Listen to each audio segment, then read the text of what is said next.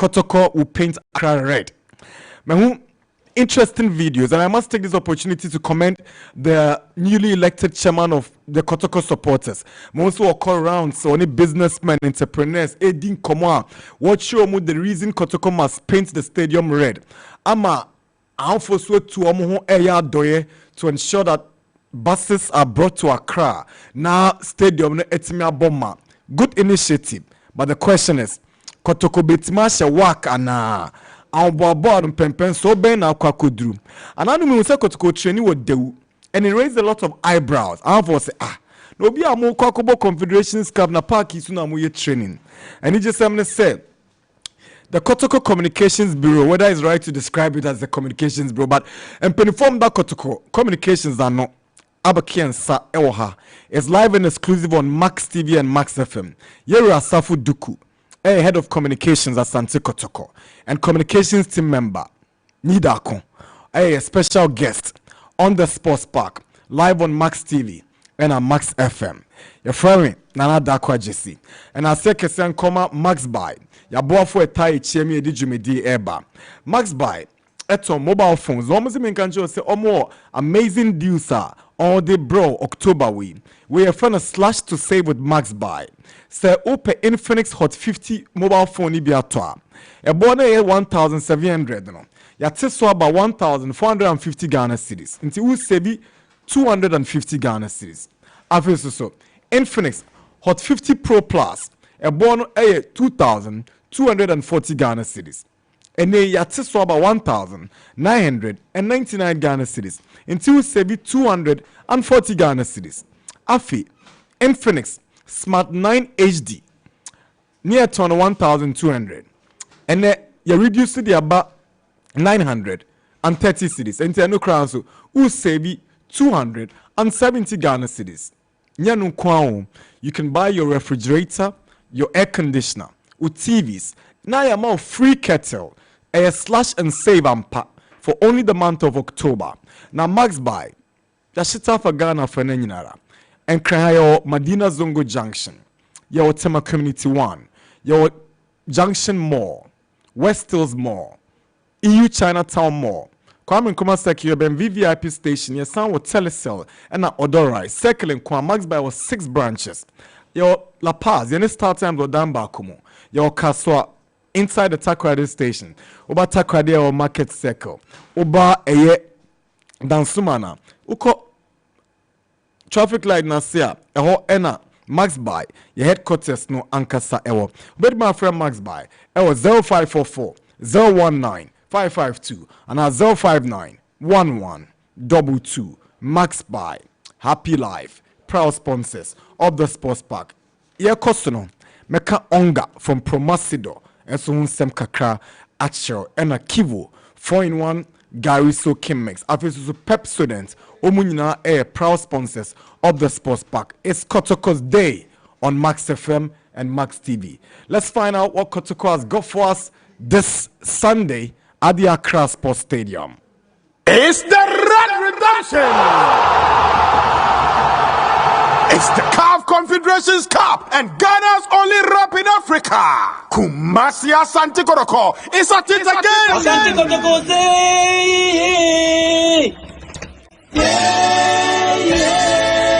The second prelims of the CAF Confederation Cup agenda the group stage is on. It's Kumasi Asante Kotoko against Wydad Club of Morocco at the Accra Sports Stadium, Empire Asia. And Sunday, October 19, 2025. Ghana need us one year. Asante Man need us one year. The Red Army need us one year. And Asante Kotoko at the war front. Kumasi Asante Kotoko against WAC of Morocco. Obiang Kikanoho. Yatete Sonso Form. Popular stand and the center lining now 50 cities per and a VIP one in now. 200 Ghana cities. Yeah, Philly Stadium no. At the data you agu work for so. And the CAF Confederation Cup 2025. Kumasi Asante Kotoko against WAC of Morocco. And more beyond to the field. Yes, yeah. And with the Accra Sports Stadium. And you fabu. And you fabulous. Hey. And what does this? Asante Kotoko, ye besha mamo.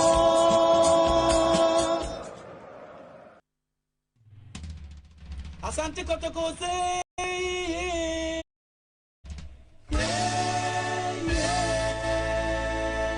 Asante Kotoko say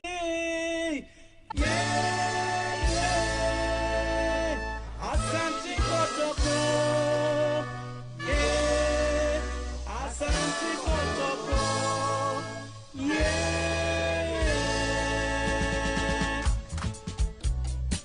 All right, it's Fabulous Hour on the Sports Park, live on Max TV. Yera Safu Duku, lawyer. Any need a special guest. Good morning, lawyer. Good morning, my brother. Bajo Boko there. Oh, Namia do most of the say, what they are not just what they are yasi. And the is so say. Ni? No fair no joke. Dromo.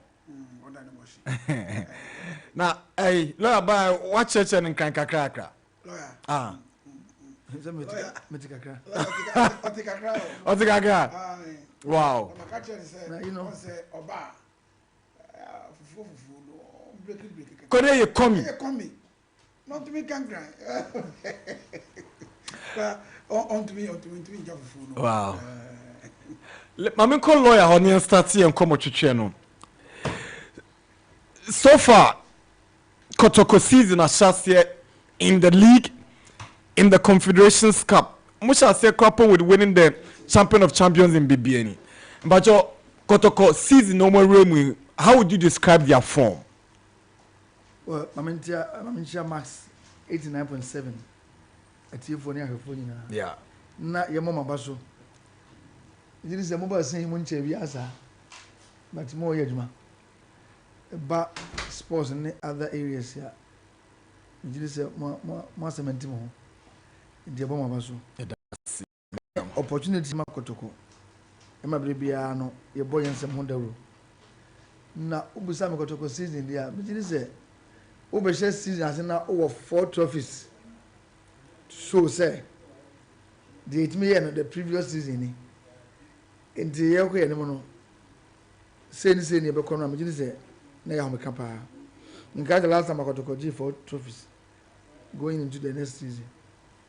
And now it's so the very first match I know be him say it was going to be one of Kotoko's toughest for the season because of our previous records saying to me say we come chance that home and so we say the season there shall say of course na Nigeria match so in Nigeria for share Ghana Nigeria on any day no na idea na any blessing pa but even after say you consider 3 goals in the first leg on our home soil. The conclusion was that Kotoko were going to be kicked out easily in Nigeria. But against all odds, the Nigerians are winning. Abombeshe 3-1. What's going through your minds as management members? Of course, yeah, what team debate me. One year said the team I built, baby I do. But then the part don't know any yagin. The Nigeria, I said it emphatically. I said it was not going to be a draw cry. Well, even a draw could have seen us through. I said we were going to win. Looking at the way our boys were playing and how much they are picking for me. The Yakosha and Yamawa.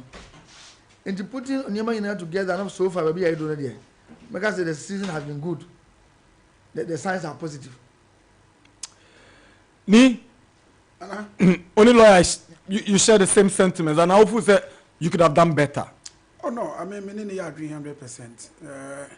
And yeah, easy how trophies here okay. I mean, winning the Presidential Cup from House of Folk. Na obesa afa MTN FA Cup. Ubeko all the way to South Africa. And then Kaiser Chief akobo Toyota Cup. Ako GFO himself from South Africa back to Ghana. Na wasako home ground of all the league champions. Wasako Shen or Super Cup mo imra just a week after before a week you know na was share what top 4. Na wasako hako Shen. I mean enye easy sir. Ako brekum ako win by a goal to ne baby a yen win need. So am I to kind of excitement be ni hope be say season no be a fabulous season for Asante Kotoko. Timi ni ya dream pa. All right, Asante Kotoko in the building, Max 89.7, and also live on Max TV. Yera Savuduku, Kotoko and Wydad Athletic Casablanca have a history. Oma Babeji Kapu Kromako, Omkrum at the expense of Kotoko. No Kranewo, Baba Yara Sports Stadium. Yes. Now, some memories we know. Then Yema Kotoko ahead of this game. Well, I mixed feelings. The Arahoba supporters do one. In fact, your supporters need be almost to die, and then this in the ball and your almost deno. If be no, Ubuza or more. Almost a carbona. A free and some. And in 2 years later, you shall lose the maiden edition of the Confederation Cup. 2 hours of work, yeah. I don't know how much to die, almost already beam. But that disappointment in Kumasi was something else. There's also more to be said. Obviously, if you are going match, Aye. it's any best from say. Akonya Abase. Even though in the next 2 years, no not going to eliminate cup work. Yeah. From the same competition, Sure. but still, among both is there, and they enough because so much companies will be free competition anymore. In fact, I could do finance. Sure. Intimidate say, and Kayati and Woody. But when you for us, after some 20 years or so, Akonya Saba. It's now you got to cause near as a Kenya will say, Sango Vui, and they almost a time for football. Setting go form Sanchez Suarez da a bar blaster Uruguay. A beer no was a work for almost a time for football. In the baby are not didn't work in one. Since I wasn't as new weapons or the Kobe beer, Cumbia, never go show. It was a supporter. And no any can say, a mountain. It's answer, Omo dear. Now, so as you bet me, I won't be. I just say, you're sure more, but be a bit on beer. It didn't work yet. Got to compare over to cry. Until media me say, the man channel. I didn't know teams almost revenge. Now, almost had the energy by your supporters. No, a mubium. Celebrate ya, down die, no. Ombasa Asoyaba. But let me admit, say, work, almost easy customers for on any day. Okobo FIFA Club World Cup. We no. I want to say the difference between the work of today and Kotokono is kwani wadodo. On the face of it, I don't know. I was American, because almost tough customers on any day because I want their idea football no or movie. They are well resourced, but Ghana nyamia talents. And now Kotokono so okay no. Yes, you didn't so. Yes, you be the. Say be done quite answer be that. And then they now put in work no more by who down so. It's me catch us there. And found some. As we a former top club. Na former and as some former Cameroon Cup champion. Did you ever in that baby? Emunya top club in terms of African ratings, Kotoko. Oh, we can be a rating idea. It should be a you na follow. Sometimes Scotland will make you ratings nonsense. Medium say currently. Kotoko Mantin I own. And yet then I will come with the Bobono. So many. They are more than determined to die for the club. And that is the positive side about Kotoko. It me against work. And found a deal my Jenny's scam one players on the back. It won't to for more. Kotoko can match them boot for boot. Right. And then I may still be I say. It didn't work there, you may say it. And when I'm wrong. Almost so against no normal. I'm telling you.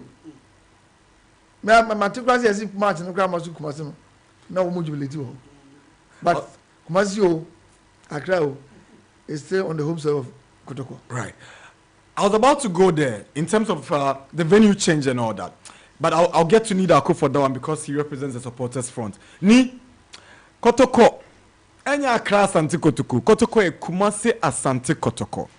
For the second time in continental club football, Kotoko intimi money home match. E won a traditional fortress. Awo the bar Accra. Na waki for Accra Kumasi kra omu nsuru na nkampese nkran. Una aya na de bia woni ampofo nkra twetwe komo. E ba ne sen ne yentima mabo ni Kumasi. Den o ka kire wo. Nana. And also your bra. Oh yeah, me bra. Only me say they are in anything. Denta monti mama ya mobo no muncheche munche. See, like I say, that particular discussion, no, and then no, ya traho. Okay. To be honest, because open wumpe match in the Wakra.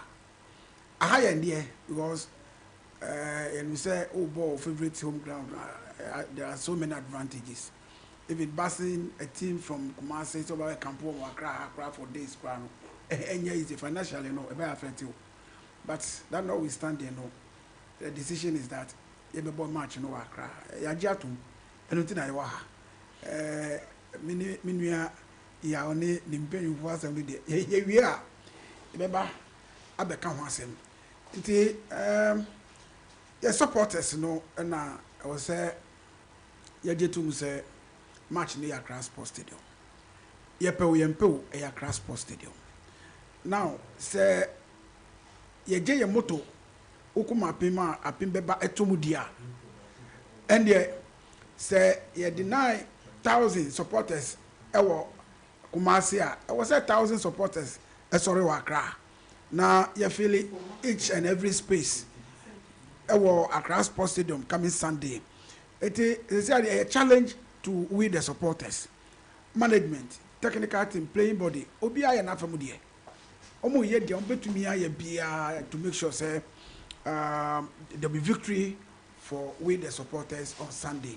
Nti dia kan de ye ndia se nyame yaduma kwasiada nsuo mo ewiemo whatever it is no I will say every corner in space I will stand no ye cover na baby aye Mama put on record. Okay. For the records, you didn't know Asante Kotoko Sporting. And you Kumasi Asante Kotoko. And a nationalistic in nature. Yeah. There's a Kotoko Ghana team. Baby Obiano, I don't know. I don't know. In the chain of men on it won't affect Kotoko. It won't affect Kotoko. You sure? Oh, now my mama instances be on 2 occasions. We lost trophies. Oh, Babaya. It is not guaranteed, sir. Mubo ambeji. Waka jihasa bejiko. Sir, in 1997, when then Golfers were playing in the CAF Champions League, they beat Zamalek here 3-1. But against Raja, Obuasi Fana, they struggled to score 1 goal. Yeah. Ebi an kombo na kra mpa. An komo nya 2 goals bi ba supporters ni chinchina e pese for Obuasi. E pani e bon Obuasi e na ekobo ya na 1 goal. No question penalties or Casablanca. That is it.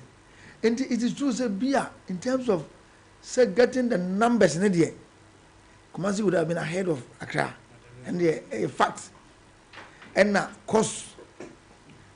The cost involved, so the team will free Kumasi Abahano. Kibese we never will Kumasi. But on the field of play there, the jury say it won't make any difference. It will make no difference. A Bia, Accra, Mpuna. Mustafa. Now say in recent years. Yeah, is it to Confederation Cup and as a continental on the 4 occasions I have from at the hands of South smaller clubs in Bejaya BYC Kara. Why not be you pele free no there was a Moroccan club the only club only Dimpo Uma is Algeria. There's this Moroccan club Kemiset Yes. And then Kadiogo you go win away Benin. You will lose to Kadiogo, ne Kumasi, but your breakers agents no Accra.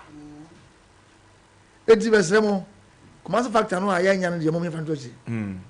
Na yen ya say boys no on any day. Abetamu was also by any mana. Meaning is there. Kumasi mo be. Hibajaw no so mo. Samba no say captain so ya. Odin toko abo. Ubobo din no. Ana obidima ko work for no ho. I'm seeing this guy Aziski. Unim no. The Burkina boy. Aziski. And I say another boy Joseph Bakasu DRC. There be Anakotoko team more bit say Aziski wom. Oh, then okay. How? Kotoko. Aziski. And you Kotoko team na. Oh, there be a lawyer. I'm sure Kotoko nche. Nancy Akra me commentary. I don't see enough quality in your team. Enough quality. Number 10. In the lives of somebody in Glovo. Mutim no say you know Aviator ni free man no You're no. more than enough quality. Albert Amoano. Mu coach na admit Me say say- o free man enkoye mamu. Say me say ben na samba no come and start. Africa na Ghana. Africa ya woy. Samba ya ye hwe no Abrankesi na nsia. Samba. Any abnormal. And all other players. No yeah. Wow. No, they'll start anywhere. Uvuze Kotoko midfield no currently is better than the one they had last season. And I say Messi. nda admit some more problems and some will fix it before the game. Oh, problem. Omo FIFA enyunu pa. Na ma kwa kwa baby omo no mo ye Morocco. Yeah, this season enkoye mu. And you know the match will be determined on Sunday within the 90 minutes plus. And I'm telling you say Kotoko will win the match. I don't know Kotoko struggle without Albert Amoa. Unye coach there, but have you realized that as well? Oh, not really, not necessarily, but he's an integral part of the team. I have to admit. Because team they play no on the time one, it drew since we the team number seen national. Admittedly, he forms an integral part of the team. What is his fitness level at this moment? Oh, yeah, he's going through a special training. Hopefully on Sunday he will play. Oh, wow. That assurance, no. Yes. Against Dr. Kwame Chase Nations FC. I was knowing him, but I am telling you, say, it was the bad nature of the pitch. And I'm not going to come in. In the weight of that amount, Kotoko is still Kotoko. That is what makes Kotoko different from. Is it more rotating goalkeepers now? And I say a special arrangements na more between Aziz and Kamara. Well, Coach Bia on a tactical approach in the plan of the game. Mijini said, who say never bought him a very good competition. Of course, ma agroni there. Ubia the more hope was where I was or what not such a rusty be any or anamwa. Oh, you know, here good. It you know, and the market economy them. The bench to cry rich. Wow. What you say? They hear Yaka Kotoko is support massive. Some share Kotoko some years ago. You cry in Kakari, you who you know, Shenda. Na Minyakra, Nanka, and community cry. Namaraho. Wow. I'm coming one Namaraho. So Kotoko Park, African. By 7 a.m. Na park yabo. Na park near Bamonia Babinsa. And so many Babinsa was 3 p.m. I might remember you. The crowd, ne? Says the traffic also about driver of your own team is train bed after 12 midnight. The different is Saturday night, any social media channels be out. No publicity, same year, no.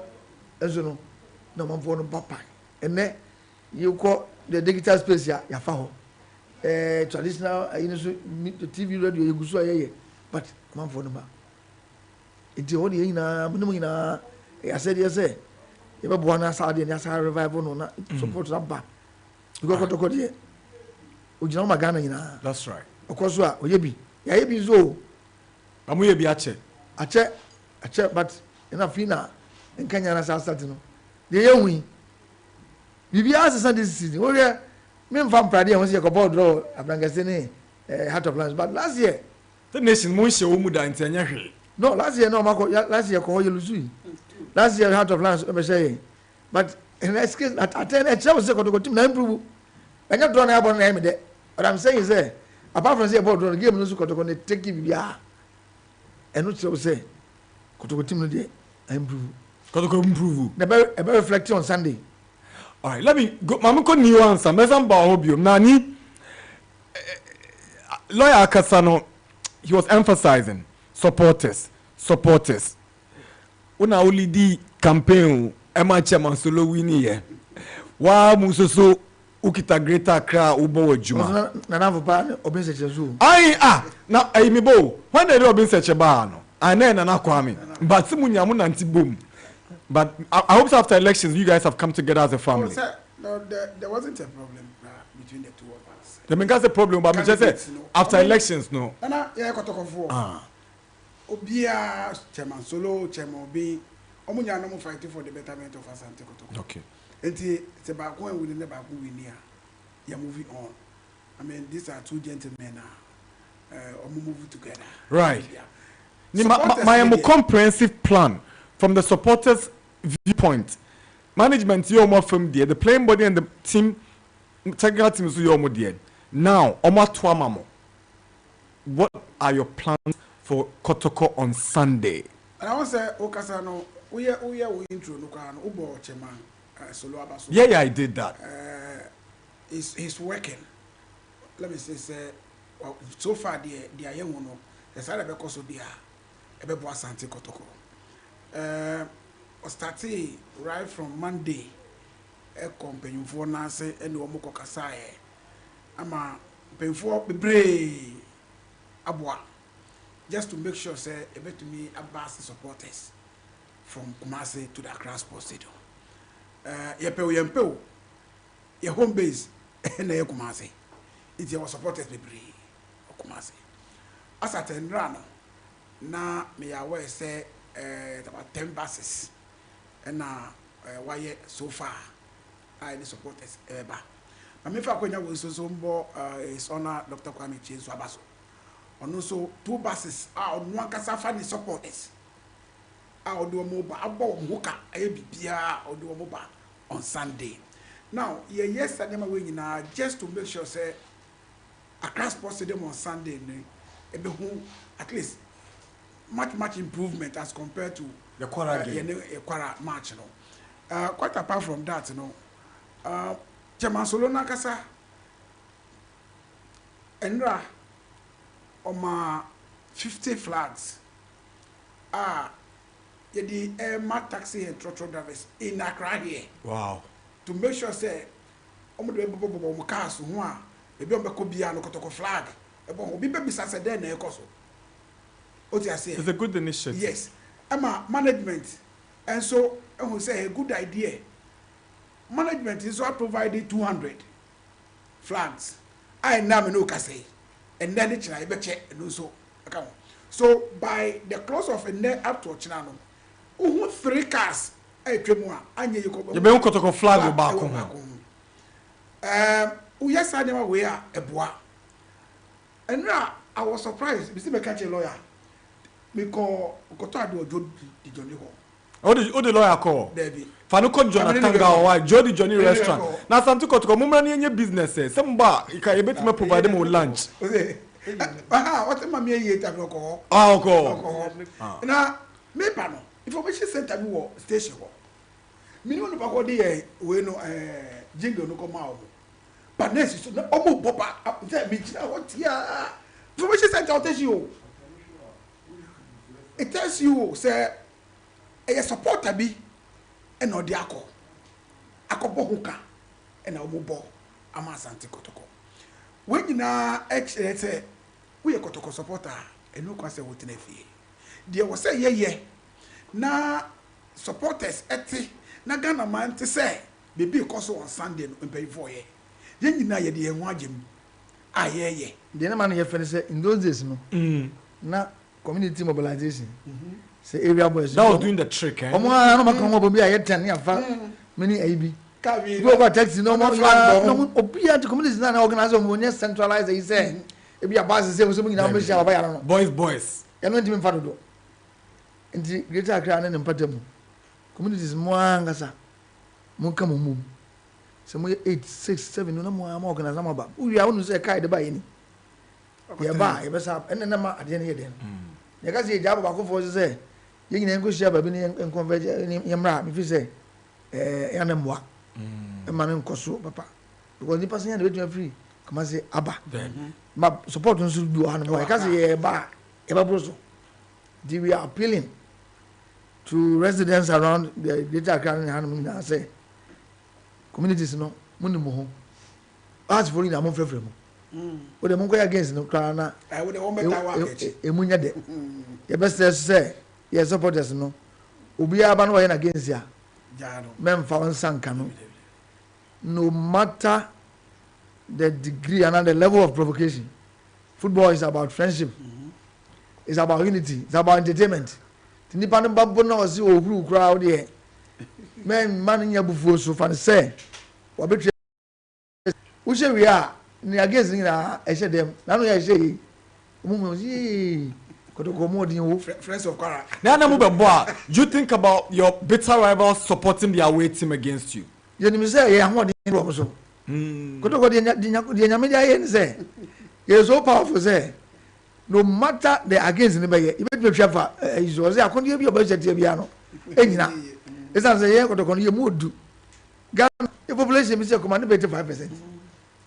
Omo kro mo 15 no nyina Kotoko bo. Na say me the buy eno mo nyina akodi do ndi no yan sorry in the various communities ene mo trans na mo kam bo mu a senda no pan na mo ba mo kodi mu die wo ni mu tu a e wo sa mo yi mo kam pesi Jody Johnny mo de mo flow amamra said you so be de goes no be flow like ambassador tun for am $150,000 your money nam from him said opim so am specifically for this campaign and even for the work game na asemi kwa de nti ase ni say Timona otumfo no timi ne dia de say wo ase obi amane baduane na ase wo company na the recurrent expenditure wo twa na obi say gift na say otumfo de amane say ncheni ana and because the story was couched in the manner I say it's something special for you in the Confederation Cup team no no otumfo ne dia ono obi ampre ho ono aso na financier sponsors ne dia omo eboa Hisense Koba THB the whole brand Afaloto any bodukwan fruit mebo into impression na how for create say after the exit of the previous management you guys were struggling to secure sponsorship na nya no kre. These are all sponsors on board. Wow. Me can say about the Biabe can say. The country, mineral water, the country mineral water, mina. I be so no come over. Into a boy or from so, the modern mono, or from one a canyon on one bonica. Indeed, say, I of give tea management $50,000. I don't get it. Say, I don't know, Crezo, was he this kind of money? Tim, the Bona Finance Club. It's a news. Debbie. It's like going to play our Heart of Lions now. Camping expenses, transportation. You go just sound check and you and you had the full fraud. There be indeed, you are to me, idea. Wow. We also this general. Then what catch your team no as far as this competition is concerned, the Confederation Cup. What was the Monko Jimanana? Oh, say you are or buy 1999. What can say? Local trophies the Ajibia, only so to Ghana will be na hinius no peja na Kotoko kan. Kotoko no yet say in your business in kwa say the peja the Asante Kingdom through football. Him see ye. Ya no so be koso a ono na hini na tra Ghana. This say continental you kwa boy homody. To so buy on so continental trophy muda. In in a serious competition. Into was saying and you bia or you say I may be a transit nanum obo ba na transit che near beji bin so man so magic Africa manana na dey bi da wow yenyi bi da so that time they na born no it's the last as so beji this is cap news any news sanity ya bi da enti se na you wetin magic cap na ma no a na say na na say na dey nyame enenim nanum enenim itimi no ka say no ade na chance yo ye kwa no mo bia and the Kotoko. Are you setting any goal scoring targets for the work game as a club? Your man your mutumi 20 na rough indi ya bi da indi ya dey hwe mu say you benya massive winner be my second leg no enye din it will be up goals by your man your mutumi say goals on any day mo 20 na ma. Where's Baba Yaya?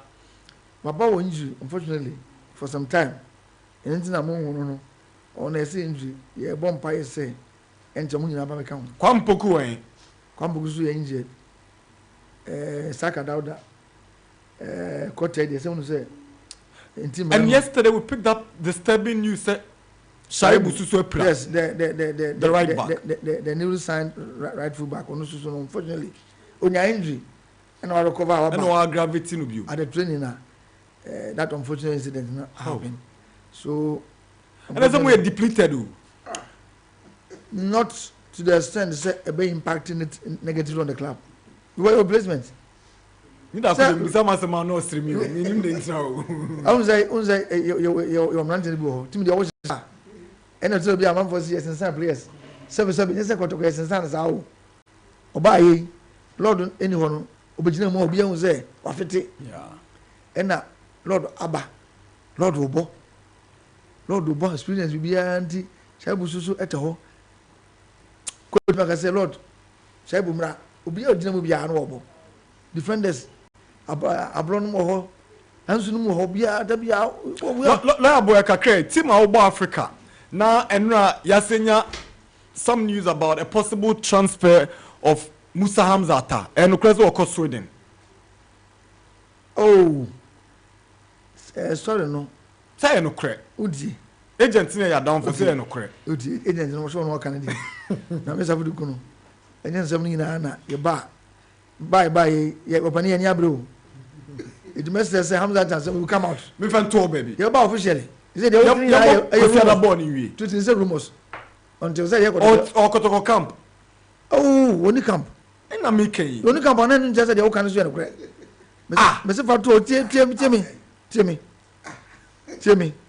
Fatu, now you're about. Look, Kotoko defender near friend Musa Hamzata or one for Kotoko player. They say, oh, team now with the Kobo work no man now. Kotoko camp.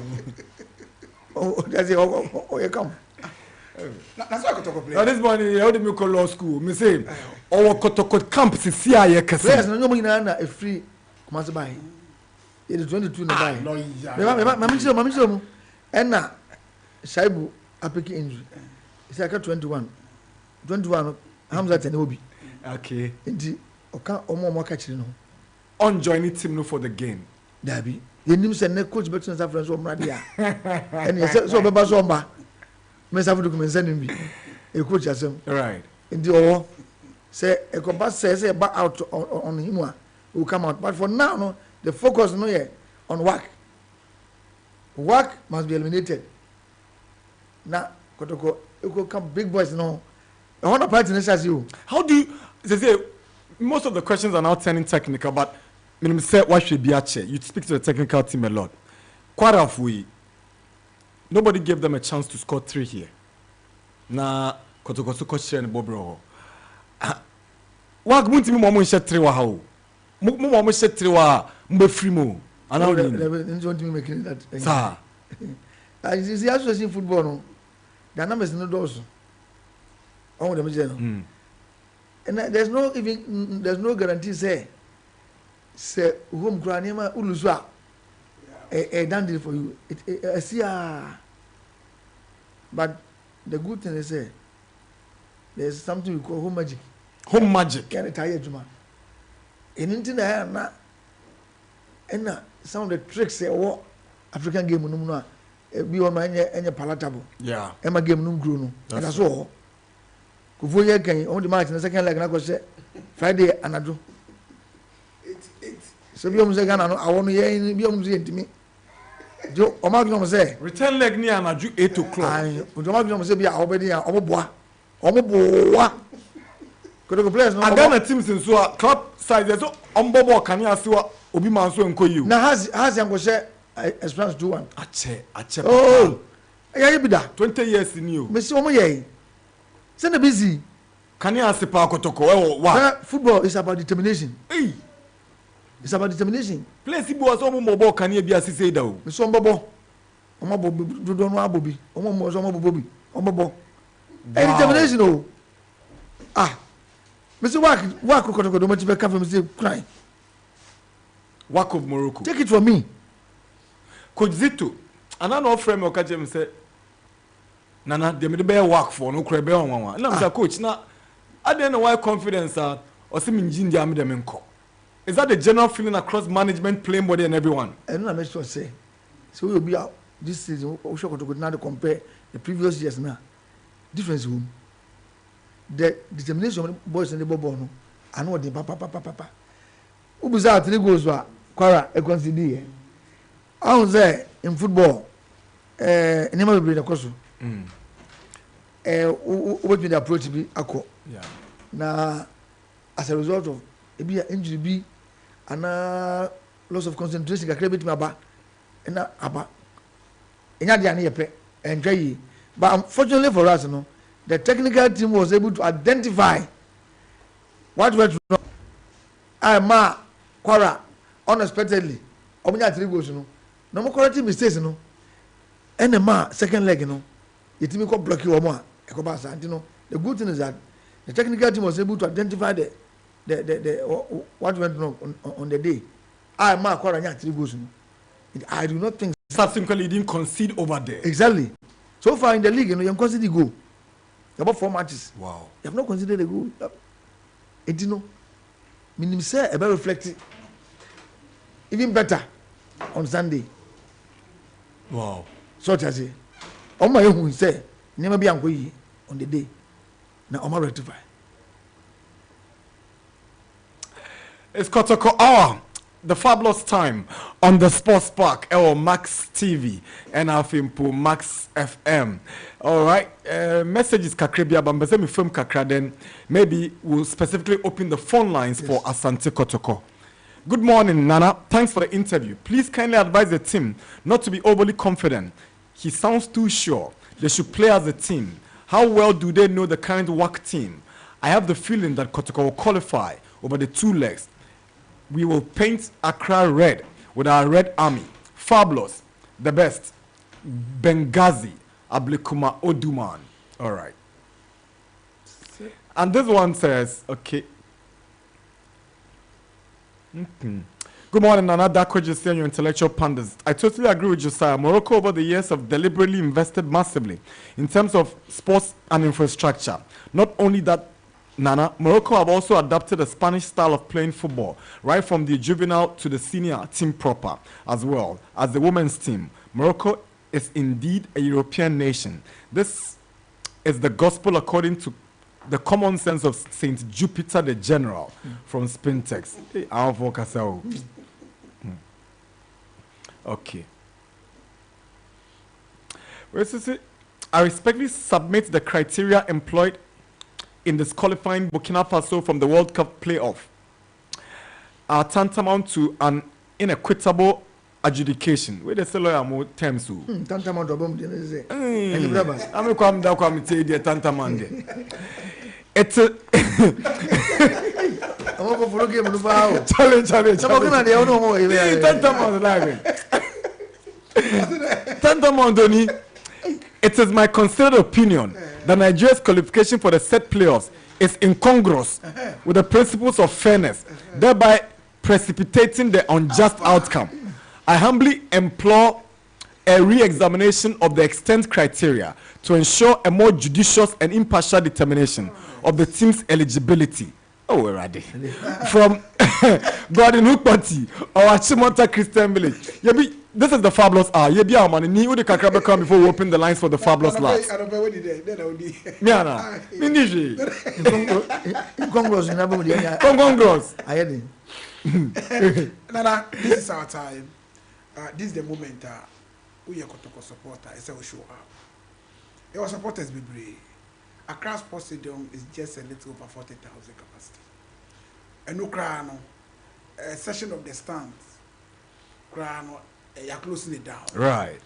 Now, what it means is that we are Kotoko supporter. And someone say, on Sunday, you have no excuse to stay at home. Share one lawyer, Kasano, at check time, I will say, you can borrow 10 leg, Morocco. That's Friday. So, what it means is that by Tuesday, Wednesday, I was a team, I come back to Morocco. Wow. Yes. Eska. Mozumba kofa tekiana. Kotoko. Nah. What I say, you could do. There be a big kofa teki called Algeria, and it impacted on their performance. I said, big class of kofa Abidjan, and I'm copy or teki, and I'm going to assist. Morocco. And that was the Samobodu team, yeah, I remember. It has to work. Yeah. And Kofu as soon as share almost 6, no more money more bono. A didn't be no boy. What can share has 6 almost one Kotoko ne babu kosiada. What can you go to matches? I have one resource. Animal kunsi abana. Go animal konsi on by. Sir, some about in time kesian no. It was a coach as the terrible day in Sandano. We don't have from a seven year group. With the assembly savoir. And I go be. What's wrong moment about to move? Mubra, almost a hookah cry. Yes, support to die. Okay. Nana, yes, Umbra in their numbers, and be at Sunday. Okay, has supporter. Now, person support to work of Morocco. You can still come. Nabra. That's the beauty of the game, eh? Just Nabra. I will welcome you at the stadium. Come and sit down and support and watch a very beautiful football. Okay. Your lines no 055-159-8321. My friends in Dansuma are watching and listening at Manya's base. Do Baba PK, Ashifi, and the other guys. Shall I enjoy the show, okay? We are talking Kotoko now. Hello. No caller. Good morning. Okay. Hello. Hello. Yes, sir. Nana Bia, Nana Data. Agabuz 1Z, Pacho Moasamunko. More than that. Kamita, Kotoko, about Kamila Duba Sunday, a bonfire for the Kotoko. Wherever in numbers, now even for other type of messy. Maybe we are something because I'm a player for the player for the child. 1 million Rambo. Defenders from the for the child, music for the child. I'm making sure at least you know, that we do have that's the bye. Eradi Shaw, yeah, that's it. So, Obaju Mediana. So, hello, good morning. Good morning, sir. Yes, sir. Nana, yes. Adumara Kwaova. Yes, sir. That's a mediana prophet with God. Prophet, say, come and Kotoko for the Pencom, say, be. Wait there, not the election compared. Young Katanka has me, Kotoko beer. And coming, said I'm pressure. Now she ain't one dear. Let's say a brassma. I will see it to me and for book and see it's me a tie Kotoko chief. Now, Jimmy, say Kotoko. Now, I do my Kosiada Kotoko makes me a sir.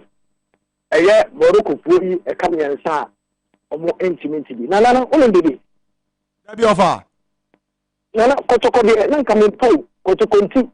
We started the other requirement. You can't give me a cocoa beer. Do any Gary Crown your cocoa because of Kotokunti? There be the enemy. But wait, dear Miss has any more. Aha, I need a cocoa beer because of Kotokunti. We tried the other requirement and I'm enjoying. I can't chebu a Kotoko for Nana. Oh, Nana, I can't tell you what I need to say. I can't tell you. I consider Boma a situation, Nana. Situation, and I had the best I consider. And I didn't tell him what you said. But to commit me, I said, I bet I'm what I said, what your man of revelation. The GBS at our branch here, but with me mentioning 2 to 3 years of being your market, Yamako to Copa. That's it. All right, that's it. Hello. Another one. Emiejo. Video. Emiejo. Emiejo say Kotoko nkomo ne ebo na opeden wa. Oh, die nya ye kan bi. Ye de akwo beka nkura, wo beka si kura. Mere Sunday match no obo na obeti obi a ebe ni. Na ene wa na timu na bia ne India na ene se first ne dia. Ana nka minim. Na da bia obeti Kotoko ni bia ebe se wa abese akwche ho. Eh, wo yire won. But the meeting na no jo phobia no pe wo do tia ma na yanko enim na Kotoko de na bo pe mo so be che wa be che ho wo kwade a minu woni asem. Wow, this is the Sports Park on radio and TV. Hello. Hello. Pacho, good morning. Ejam Pacho ya da se so abaye tie wasem. Pacho, akubo so onye jo pari. Amen. Pacho, Kotoko mo gan say kofu no na. Ocho you. O ma say kana o mo muntu bi kwa. No, I'm not sure my kana moment to be kakra. Yo, Eradin shall be brave. Koto company for some that was sene support our my team no. Eradin shall be brave. Yeah, that's it. Nano. Hey, Nano. Nano. Let's go catch it. Oh, Apu, anya koto kaka u fair de. Nka u da was on fair nya hwe. I said the same to Kotoko de no na medium went in the vende. Ah. Nana. Era da Kotoko de wadisia.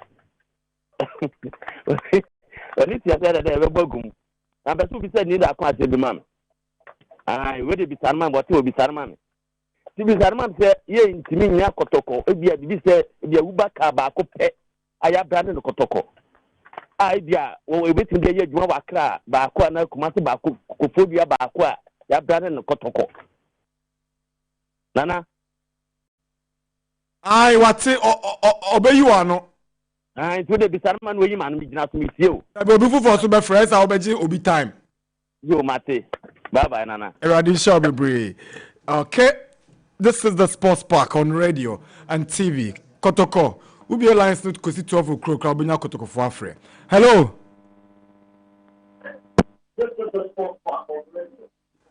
Unifreezer. Hello.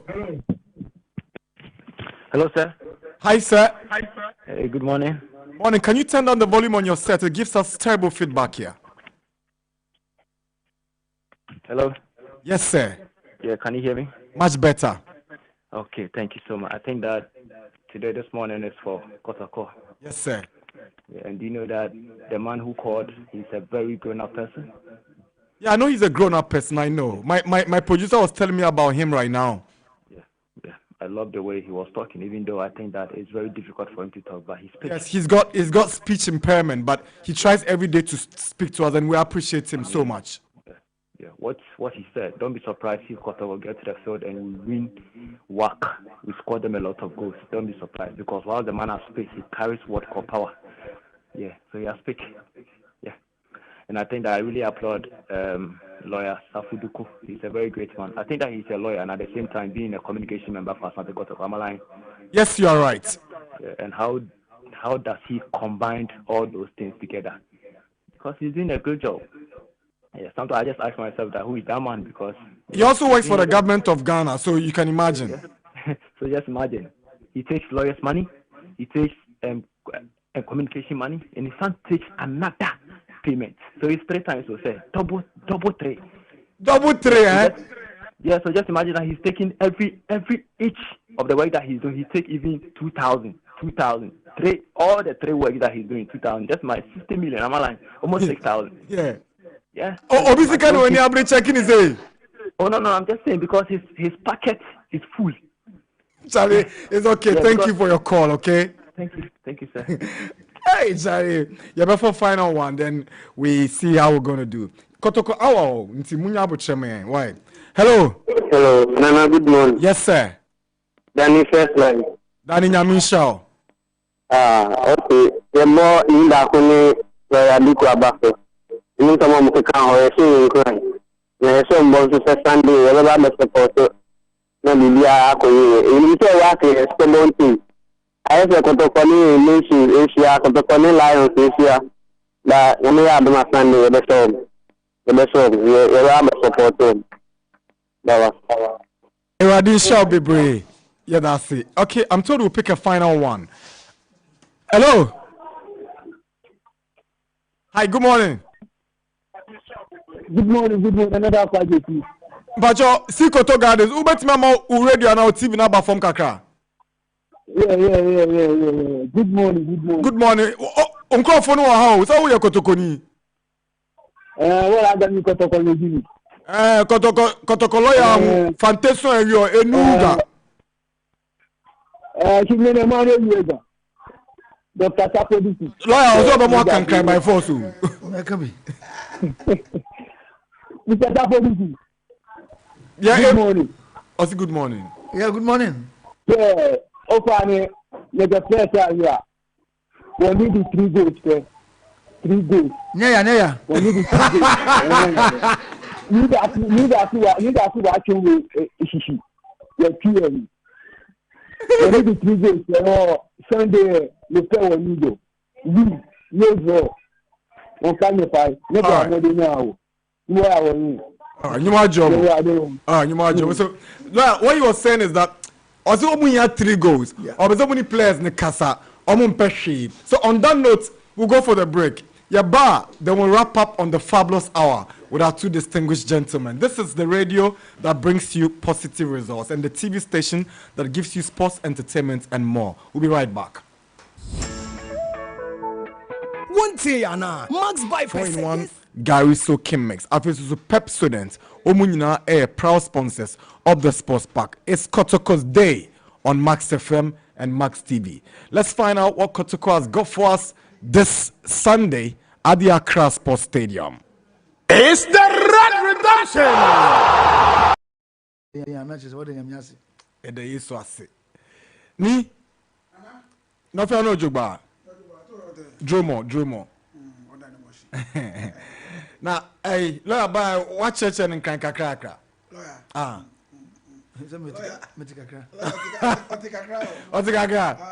Wow. You know. Could you come? Not to me, can't cry. On to me, Wow. Mami call lawyer honey and start here and come to channel. So far, Kotoko season has just here in the league, in the Confederation Cup. Much I say couple with winning the Champion of Champions in BBN. But your Kotoko season no more room. How would you describe their form? Well, I'm Max 89.7. At your phone, yeah. Na your mama basso. This is a mobile saying Munche Viasa, but more Yajma. About sports in other areas here. This is more cementimo. In the Obama basso. Opportunity Makotoko.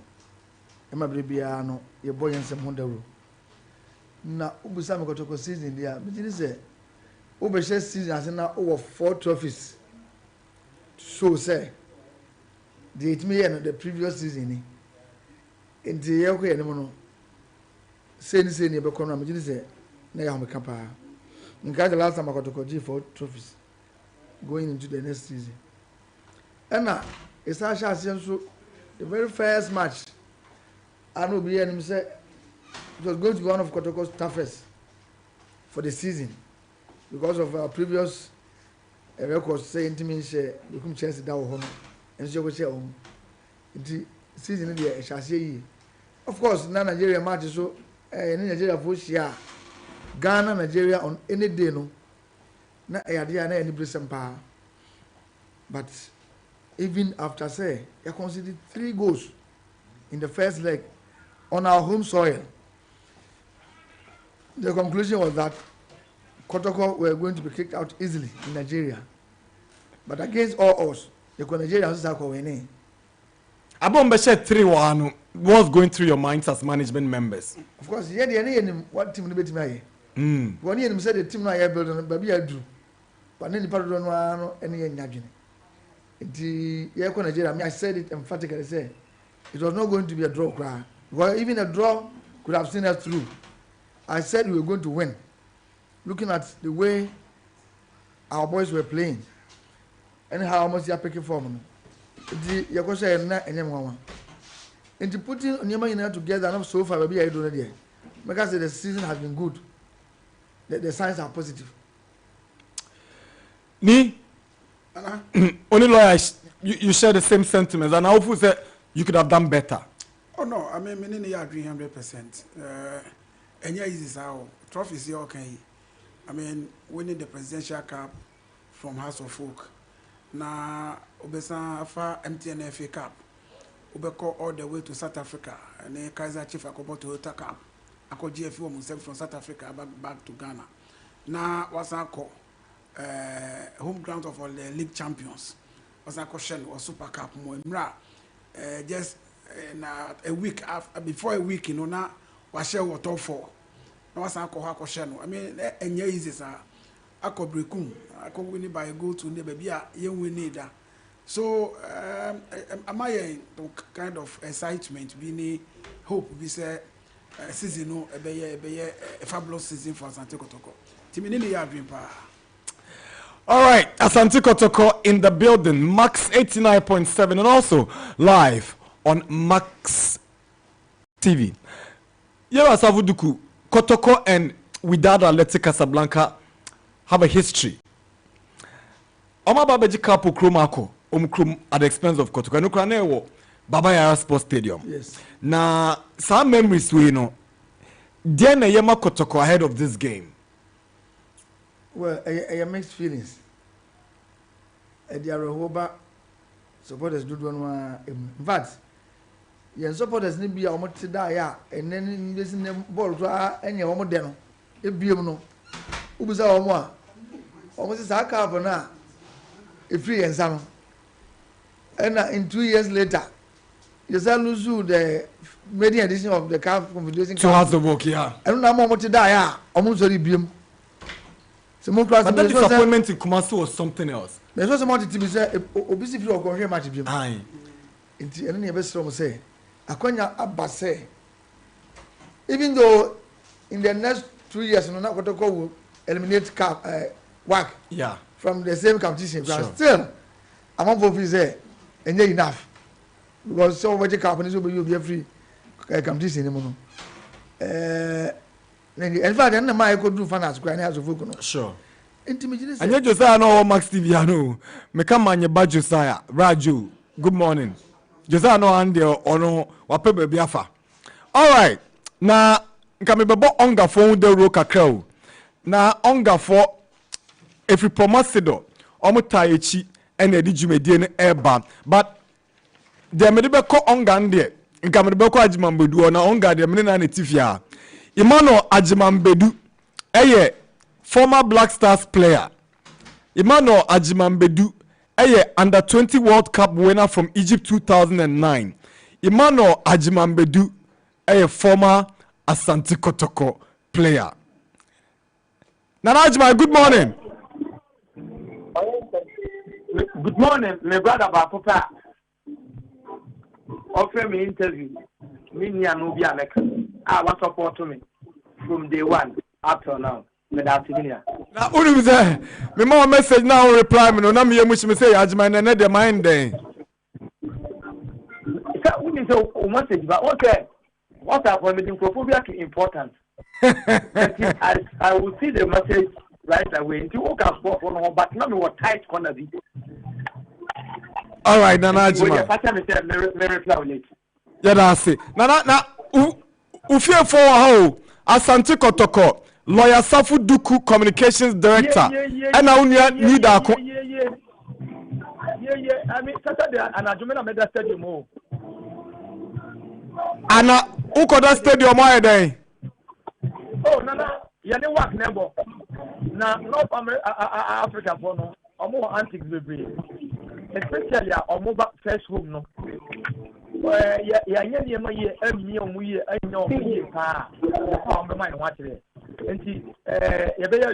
supported for money in the ex-football team, in as much as Accra National Stadium, we have supporters here. But I bet you say favorite stadium there, Kumasi, but unfortunately, come unapprove. We have a lot of work to do before and after the game. Nanajima, you sound confident, like the players, lawyer Safu Duku and Nidakon. I'm about to and you work here and see a show mu TV so mobile club World Cup, omni Chelsea for ni Juventus see. And the Sekotoko who am kwesiada. Yeah, we have the history of work. Now we have the history of Kotoko.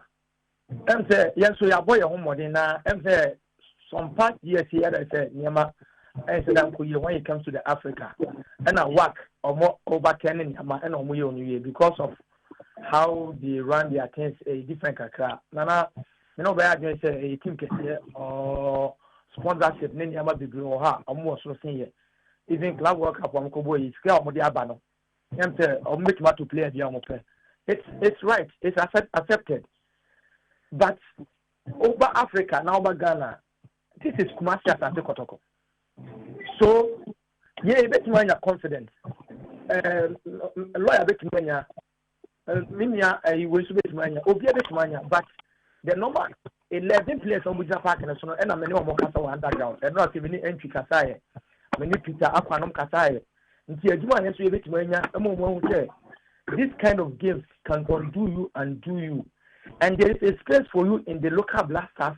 There is a space for you in the World Cup because coach in the selection Yamai. And you need to get nice out to the Kotokono. When you team here, they should go all out. Maybe they say go all out. Even if after you will lose the game, the supporters will appreciate you. See, that is the kind of things I you know underground. See, yeah, quiet me more. Okay, blaster match here. Number 12 for the supporters, bomb the boapa.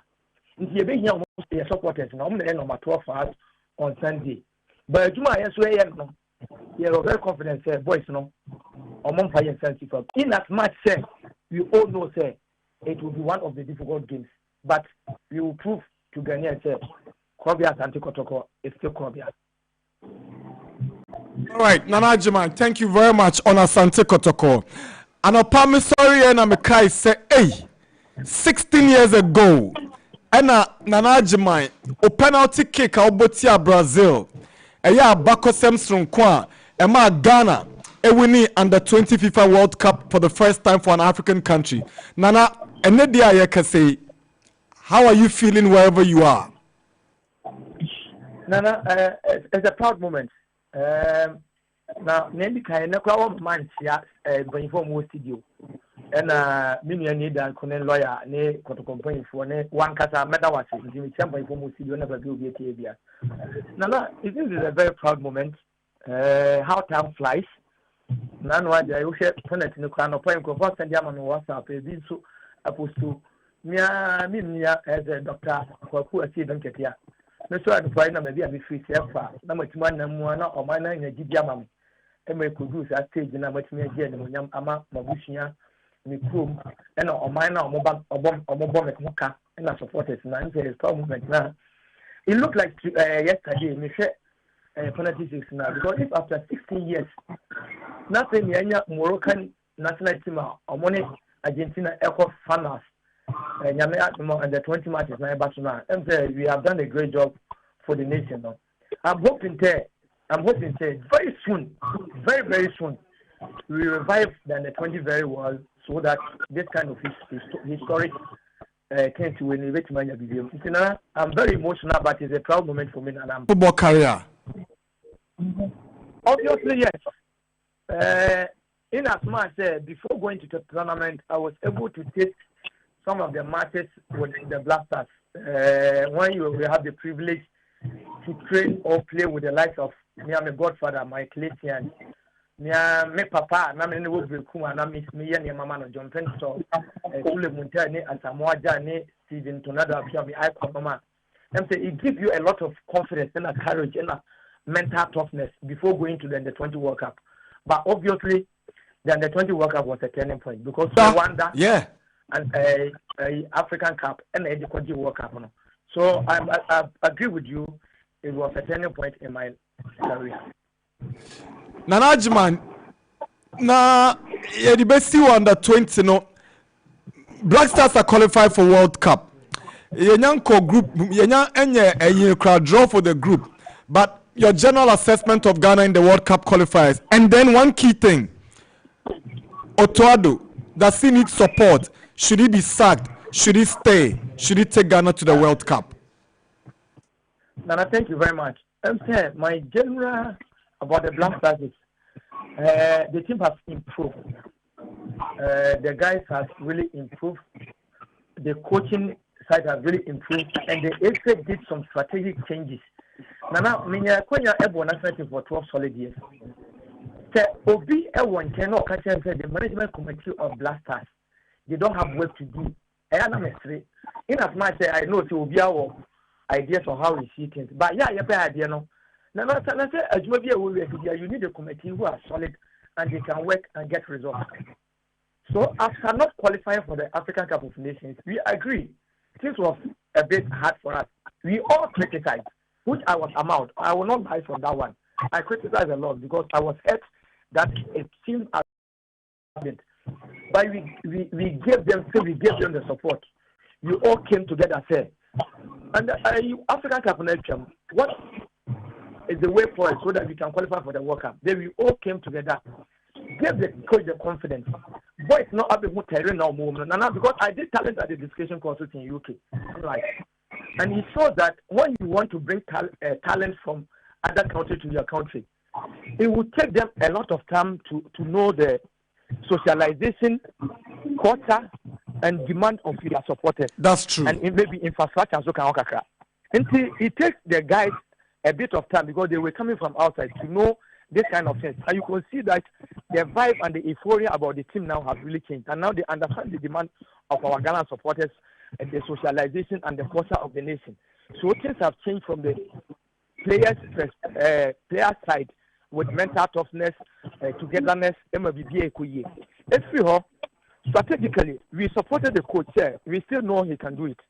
Then they did the strategic changes and bring in Desmond, who was going very well from the under-20s to come and help.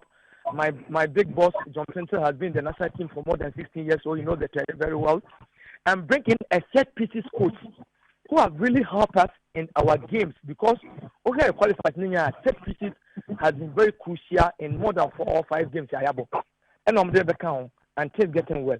Then strategically, the FA did the changes in the management committee, bringing in an experienced Dr. Randiabi, who I have worked with in the national team. I know the kind of strength he has in the national team and the kind of underground works with my because Nana and park is on Kwa. Then when you have an icon like Steven Appiah, who is like a liaison between him and the players, Nana, what do you need again? I think everything was on point and the team have done very well. Apart from that, when we come to the coach himself, Nana, you know me how I am very direct and what criteria are we going to use to change the coach? I'm sure only qualifiers but a tournament is only more. Nana, go and check the data of the World Cup 2022, the kind of games we play and the kind of chances we created and things that doesn't go on well. You can criticize him on that. That is not a problem. We have moved from 2021. We have moved from 2022. We are in 2025. He has played 9 solid games, won 8 games, drew 1, 0 lost, 21 goals scored, 5 goals conceded, 87.5%. I don't know the kind of criteria. Maybe analytical. Maybe the best coach. Nana, I agree. The team have to improve because the stage in Ayakono is the highest stage in world football, and the kind of countries that are coming, they are coming with quality players. So the team have to improve. I agree. Nana, but every day you want to improve. That is the same thing with the coach. Say he also wants to improve, and we have 9 months. There's a lot of things we can sit down with the management committee, the FA, so that they can bring on board, so that the team and himself would improve, and all of us have to improve and help them. So I still support him because I don't know the kind of criteria we have to use to have. We need to help him and support him so that we can have a solid team. Now the key point is not entirely about the coach, but our guys that are going back to their clubs. Nana, they need to have a playing time so that it will be easier for the coach. Wow. And yeah, Omani now support it now Otoadum for Ghana World Cup. Yes, I think he needs to, and we need to support him. And for me, I will support him. He's my big brother. He likes me. I like him. We met. We speak. Yes, we bit my boy team. No. We all come together. PFAG has been there, and you can attest to it. We are all together, and you help them to go there and do well because we don't want to add that to the numbers now. Yeah, they cannot say Africa. They be group stages. No, we want to go past the group stages. So we will support him, Nana.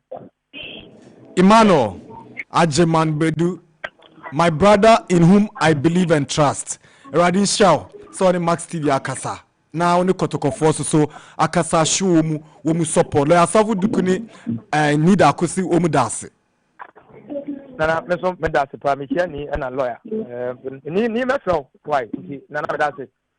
Thank you, my brother. That's the interview with Ajeman Bedu, the World Cup winner from the 2009 Under 20 FIFA World Cup. Now we're trying to relive the moments. Now Okobo penalty shame. The commentator was like, "Is it gonna be Africa? Is it gonna be Africa?" Then he lands, "It is Africa." Yes, you better my relive some moments now from 2009. Africa are one kick away from their first ever success at the FIFA Under-20 World Cup. Penalty is it Africa?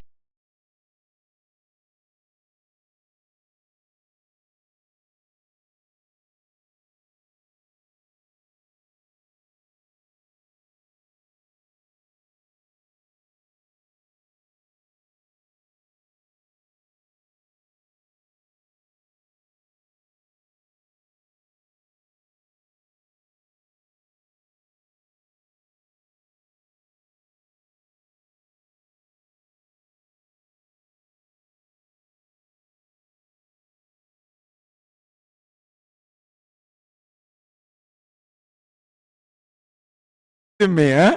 All right. I am Max 89.7 and I'm Max TV.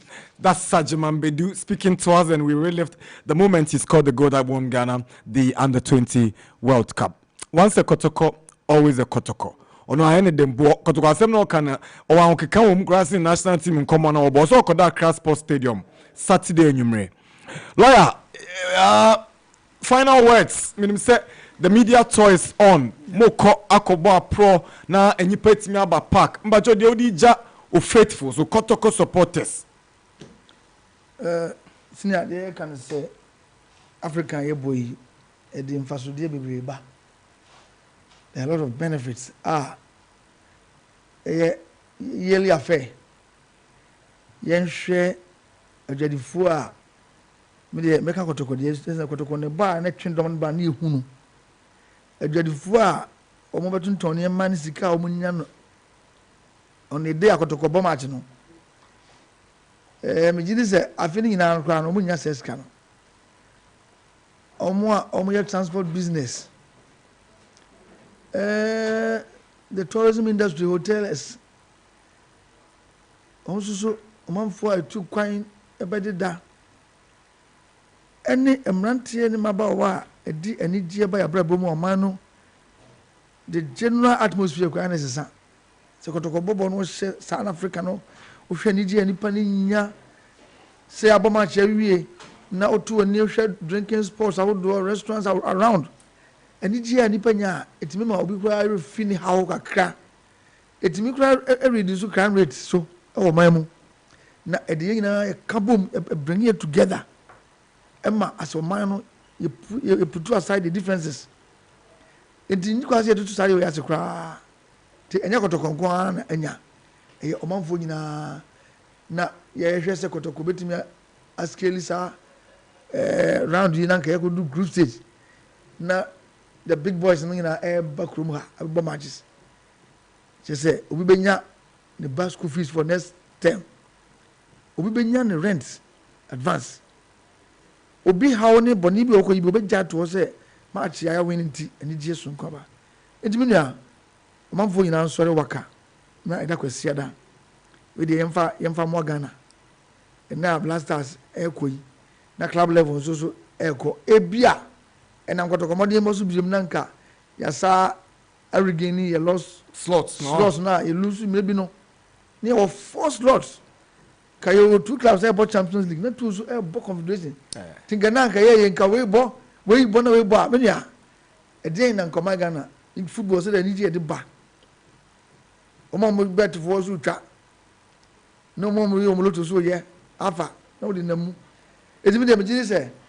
It is a tetra na you must have a chance way. Fine suggestion say afibium ni besa akona to as Kotoko busu ya no kwa de. Ye magana from for serious. E kwa yes afibia woko na wotito ano ya e beka say you ready. One ko crack here. Afida ye kan African wasma ano be ne beka. Iti muma yankasa no. You give a good account of ourselves. Na obi ntime nyama ji say Kotoko fo no ye lead crusade no. Na manfo nyina ebe boy. So it should be a national affair on Sunday. A communal labor any na yeko. Na me say ye the history bi aba to akire. Ye the World Cup bi akọ where club champions better actually on the field of play no agroni form you can't win album say in Morocco for this year it's not so much at almost it's not almost and you know I saw for you now sorry malam for na na mo gunsa obi bia pampa bon tie o my Ghana china o my Ghana ya made bibia bia che including football na we dey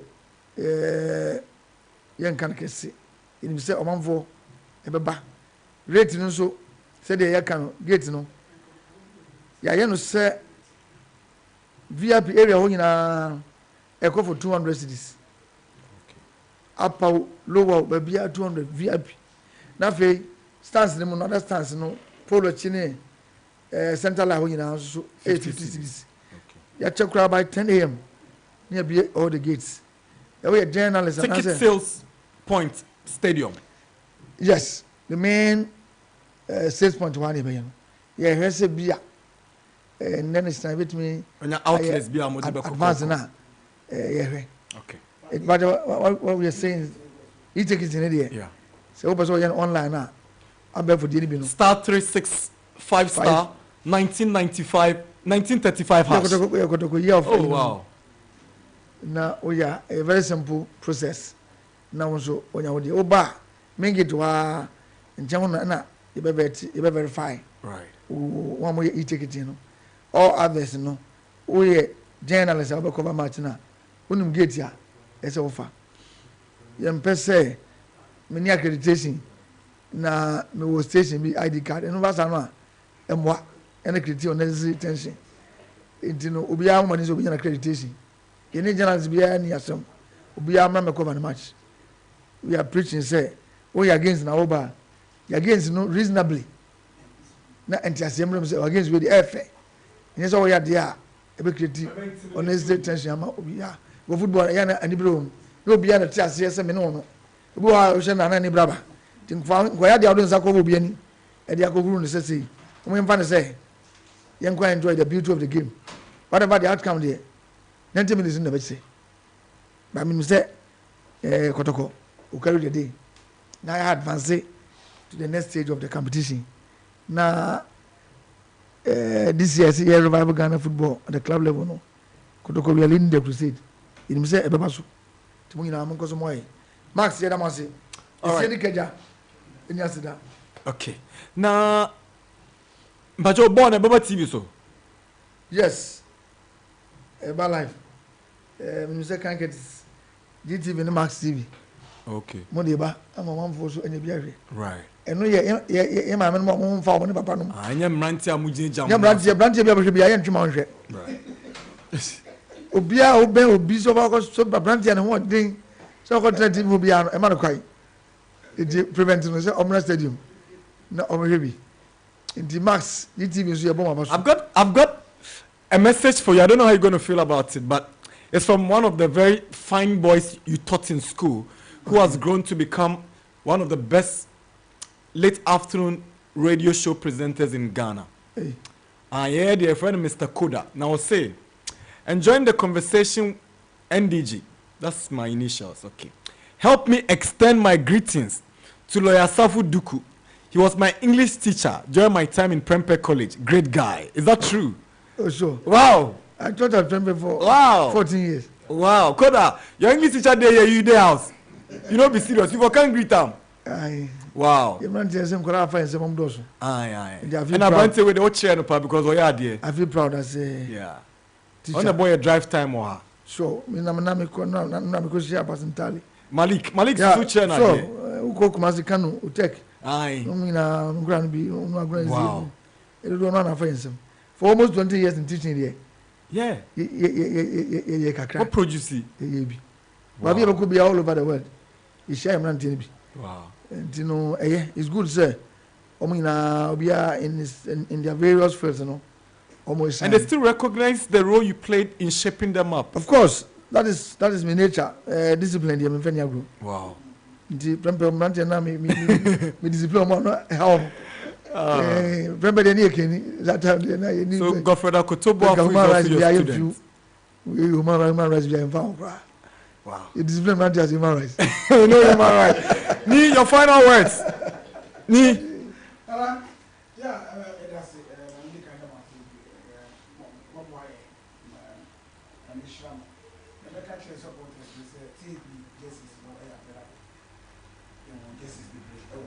Sunday, supported there in Kotoko Cales.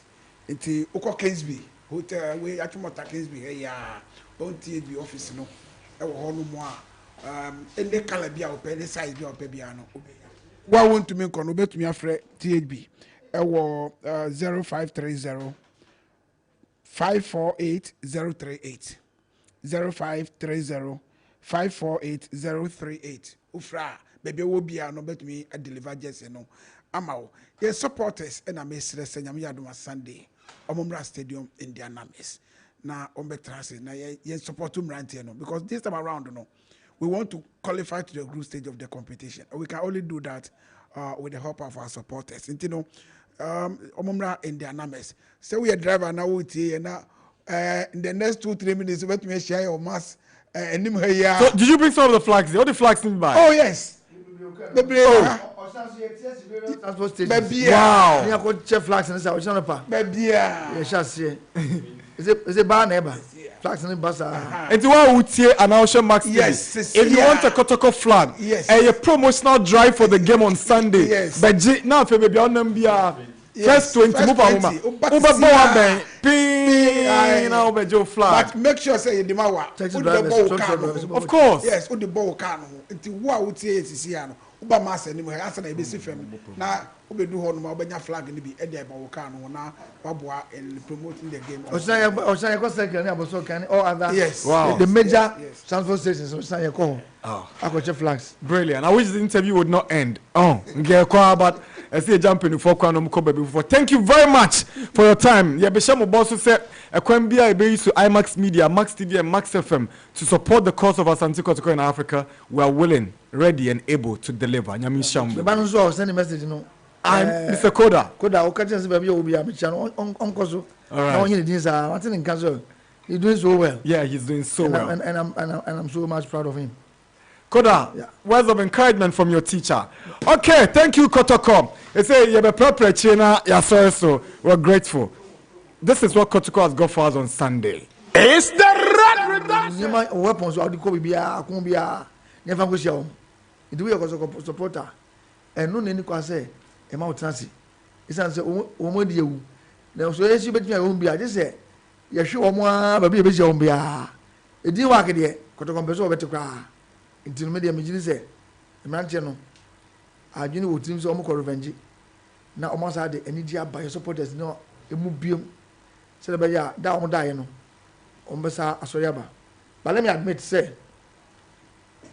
work only easy customers for on any day. Okobo FIFA Club World Cup. We no. I want to say the difference between the work of today and Kotoko no. Kwani wadudo. On the face of it, I never know. On the American, because only tough customers on any day, because I want their idea football no, or movie. They are well resourced, but Ghana nyamia talents. And now Kotoko so okay no. Yes, you didn't so opening. Yes, you be the. Say be done. Kwani yes, you be da. And then they now open the no work no more by who down so. It's me catch was there. And found some. As we a former top club. Na former and as some former Cameroon Cup champion. Did you ever in that baby? Emumunye top club in terms of African ratings, Kotoko. Oh, we can be a rating there. It should be a na follow.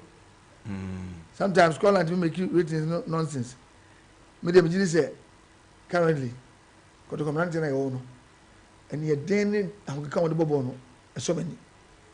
They are more than determined to die for the club. And that is the positive side about Kotoko. It me against work. And found a deal my Jenny's scam one players on the back. It bought not for more. Kotoko can match them boot for boot. Right. And then I may still be I say. It didn't work there, you may say it. And when I'm wrong. Almost so against no normal. I'm telling you.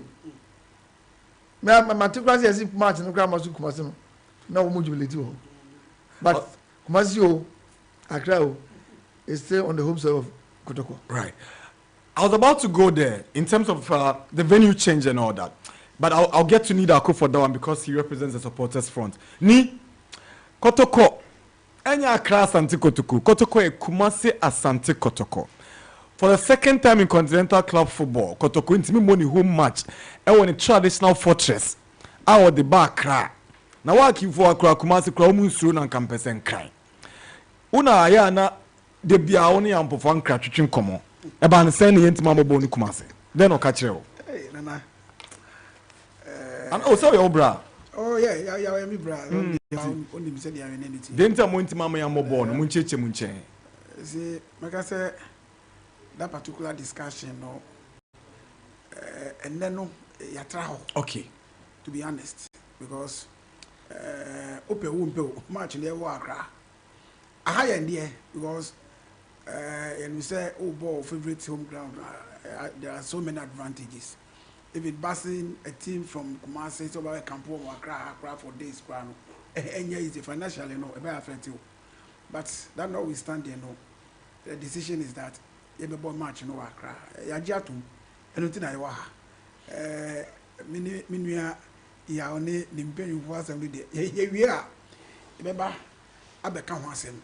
Nti the supporters no na I was say ya jetum say match near Accra Sports Stadium. Yempe Accra Sports Stadium. Now, say ye moto ukuma pima apimbeba etumudia.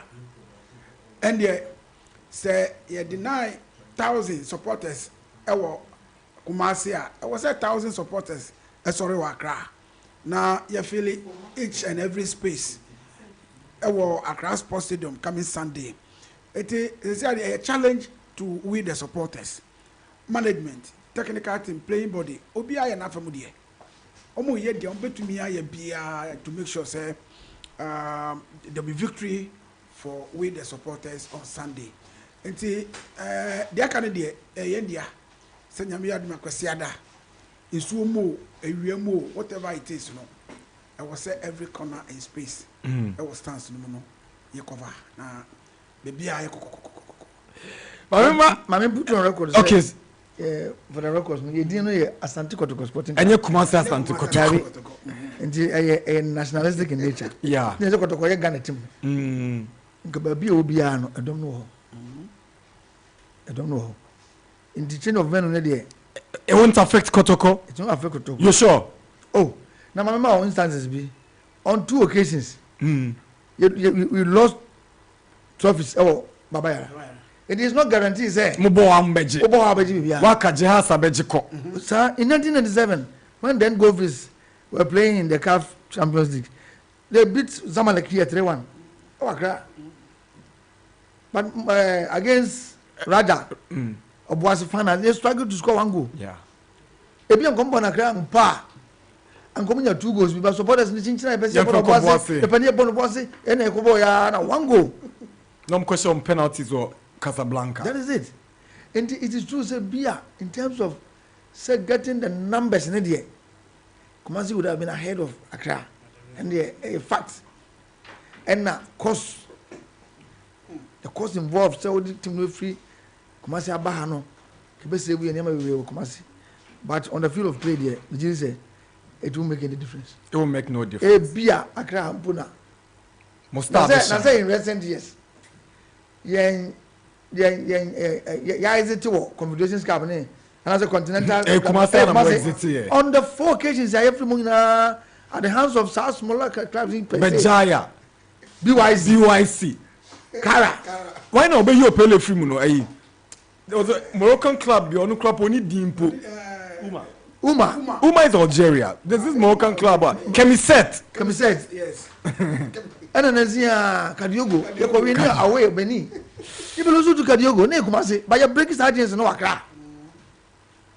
Eti besremo, Kumasi factor no ayan yan de momi fantasy. Na yen ya bin say, boys no on any day, abetamu aso so be na niam na, nyini say, eye Kumasi mo me. Hibajaw no so mo ye. Samba no say captain so ye.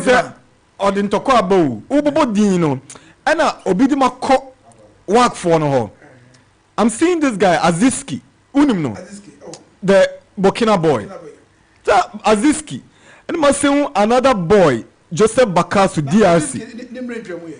There be an Kotoko team more bit says Aziski wom. Oh, then okay. How? Kotoko. Aziski. Oh, there be a lawyer. I'm sure Kotoko in Cheo. Nancy Akra commentary. I don't see enough quality in your team. Enough quality. Number 10. In the lives of somebody in Govo. Mutim no say you know. Aviator ni free man no. No more than enough quality. Albert Amoano. Mu coach na admit say free man enkoye mamu. Say me say ben na somebody mu come and start. Africa na Ghana. Africa ya woy. Samba ya hwe no Abrankesi na nsia. Samba. Any abnormal. And all other players. Wow. No, they'll start anywhere. You over the Kotoko midfield no currently is better than the one they had last season. And I say admit some more problems and some will fix it before the game. Oh, problems. This season and you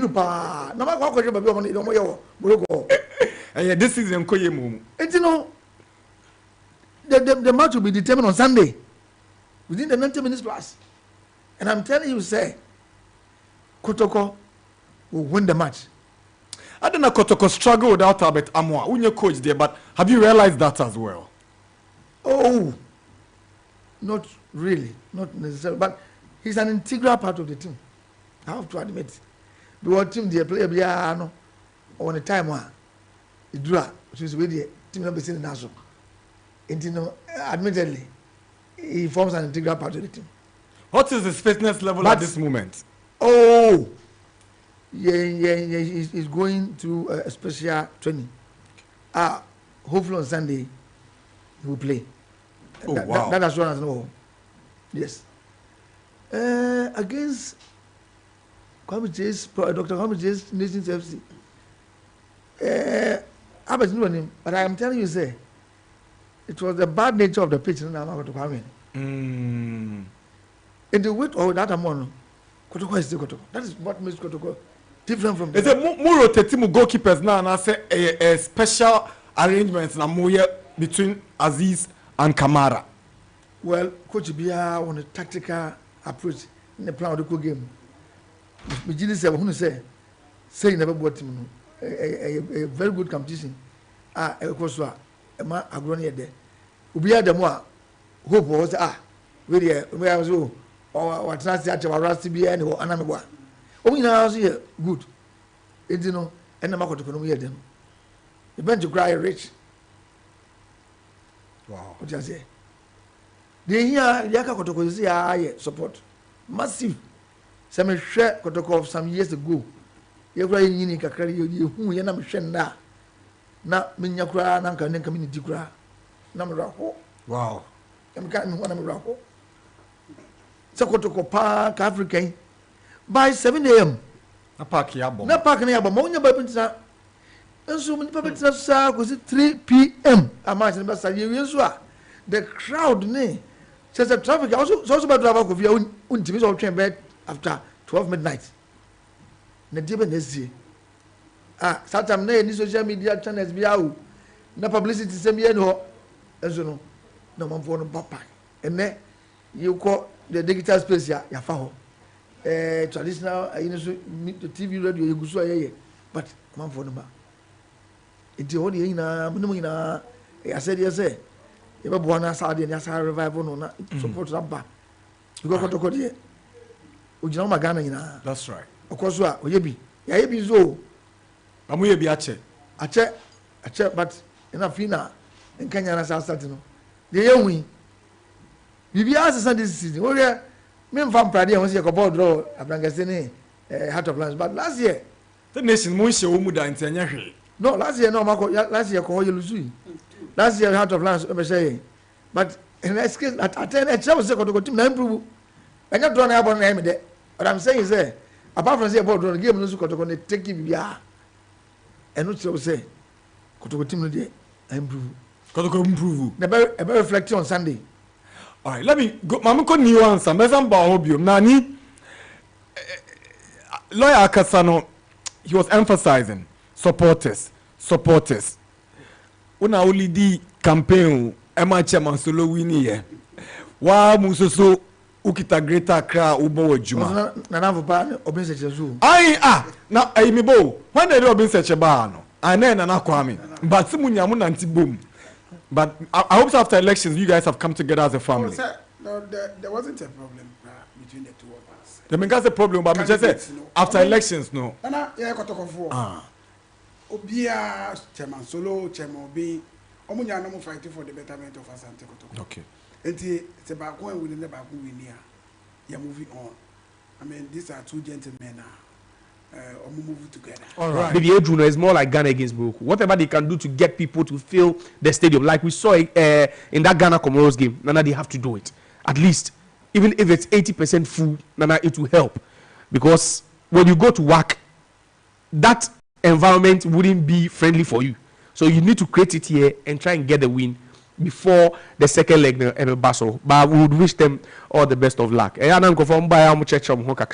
But I think that they also need to be arrogant. So what you say? And yes, we go Bruni na ujina house ana be chow. Because even say Kotoko we need to get safe. Honestly, they need to win by more than anything more than a 2-goal margin. That's when I think that they will be safe, and I know say Omoko they can get something out of it. Nana. Okay. Now do the Kakaba Kawana. Yes, Nana. 16 years there. And they said that you are kind, you know. You hope you say very soon. Yeah, junior national teams in the best start as a picky view. Now, it's me could do that level now. As man do any and do the die you could do, you know. In the obo penalty shoot at last one, no. Now, there are a lot of memories now, ever.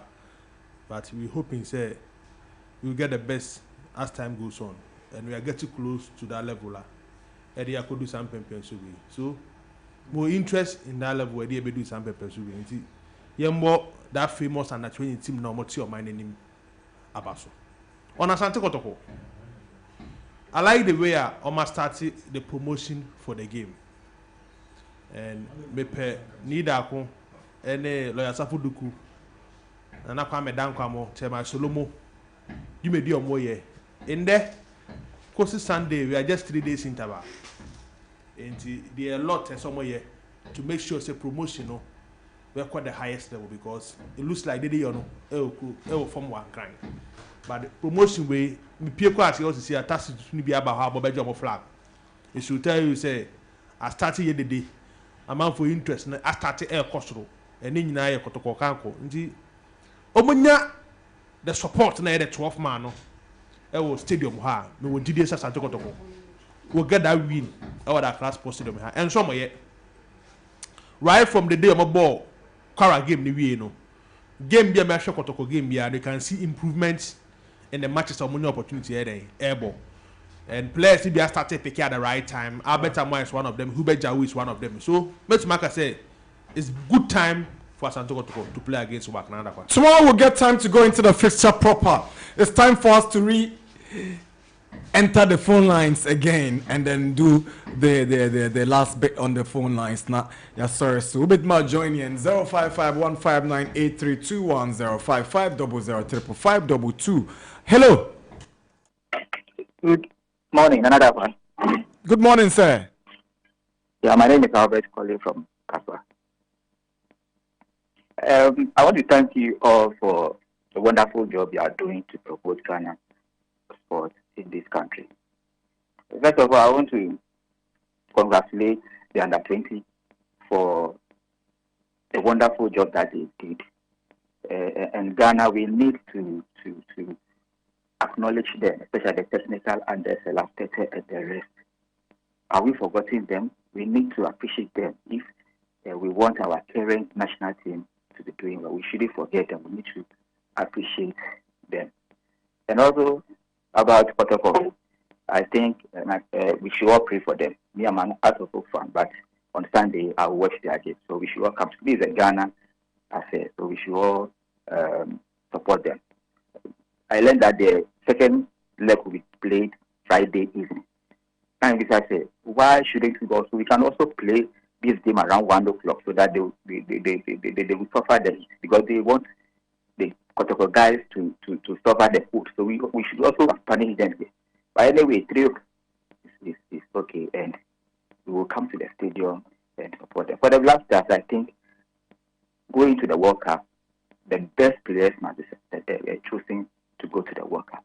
Because this current squad that we are having, I don't think they can even play Uganda or Guinea or Burkina Faso. Yes, sir. Thank you very much. We need to improve.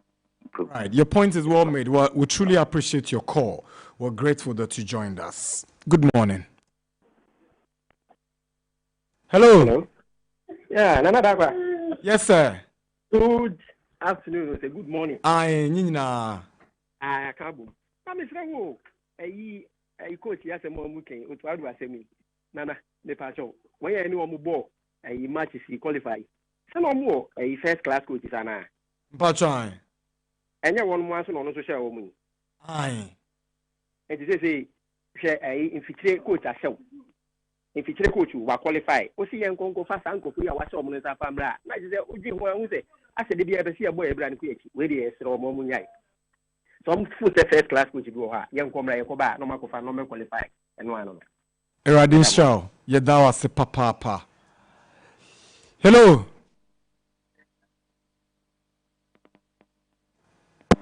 Oh, that caller couldn't stay on that line. Hello. Hello, good morning. Hello, good morning. Yeah, desire any manedi. Pacho. I need to put up for a minimum. I feel Nana is true. That's Raya Ampo, let me tell you so. The my sports stadium, Uncle Sean, and you say, oh, I don't get to. Was it Thomas Foster? I don't get to. Ah, we for I mean that down. Hi for no. Oh, we for I mean that's a whole. And I obey well. I mean that down. And Tamanita from 1 TBC. Community 1, you bent to must stay a Accra station. No. More town through. I never cross station be here. But I have but first class to be in Korea, so I said other parts as well on tonight. And it's squad not quite go on more. Eh? It says, ya on your day. Uncle see my so Uncle see my that's the Monday. Let's try to force a draw and say, I don't do. You. All right. You.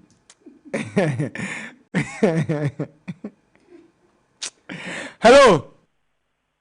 Hello, Nana. Good afternoon. Yes, sir. Nana, Urim. Kotoko nipa what? You can say like omo irom wa ina e badimba. E wa konso mi omo e badimba. E ti uyiro e badimba.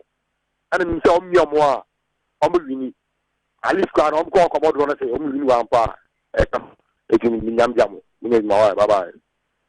Radin Shaw break kwa. Yes, so yeah, that was se obaye. Kivo foods are down my the Kivo 4-in-1 Gary Soke makes a bad jemu.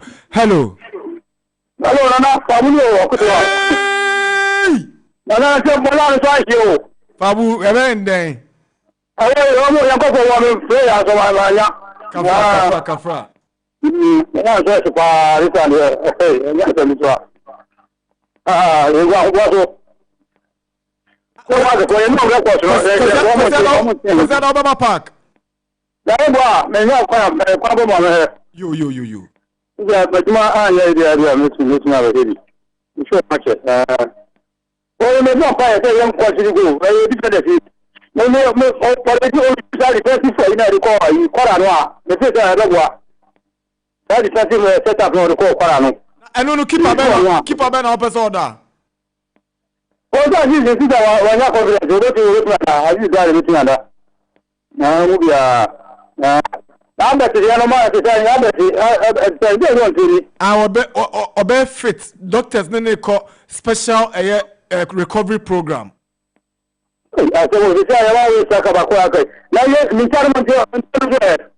Adami huna abrankesi on na mo na me na mpene business abrante bo no bo na o yeden.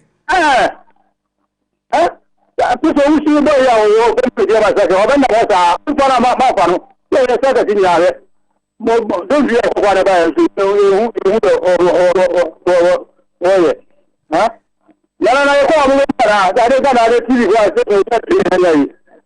Aye, Baba. Return leg na no na empenifo hwe nim se omo yi high day and kai house come be yintin come on e koso. Ah, yo. Na this is a thing you are what my. Pacho yo. This is a picture no. Bye. Bye bye. Godwin Pami on. All right. Godwin, yes sorry no wafa we station no. Godwin is an amazing guy. My business partner no. You be a travel and tour. And she be launch. Your birthday dedication be a day by no NS na suma you. I'll say happy birthday Latif Large. Happy birthday chairman. You're not getting older. You are just leveling up in life's game. God bless you for being there for everyone. From Sugar Brimo and trappers and gangsters. And the NS not to only the Sugar Brimo. Aza. Sugar Brimo. Yachao. All right, thank you very much to the entire production team. The boy, great job done today.